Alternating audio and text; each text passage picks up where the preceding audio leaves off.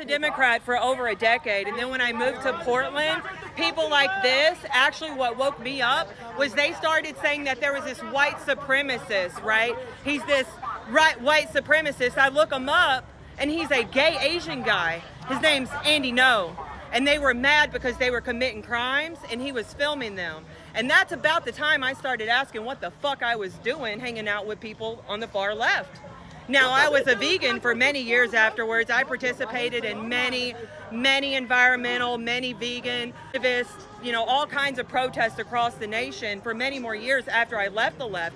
But this sort of radicalization on the left is the reason why Donald Trump won the election this past year. I know it, you know it, and I think that they know it. That's why they act this way, and that's why they hide their faces. They themselves cannot even stomach being tied to their own views.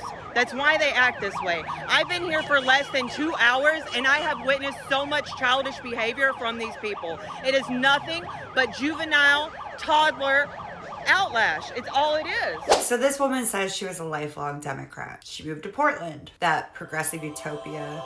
She thought she was joining a community of compassion. Instead, they harassed her, stalked her, and threatened her. And then she had the great political awakening that so many Americans have now had, where she realized the party of tolerance only tolerates you if you comply. And that's when she said, this must be why Trump won. And this isn't even about Trump anymore. This is about sanity. This is about right versus wrong. This is about good versus evil. People are tired of watching cities in this country rot under the guise of progress.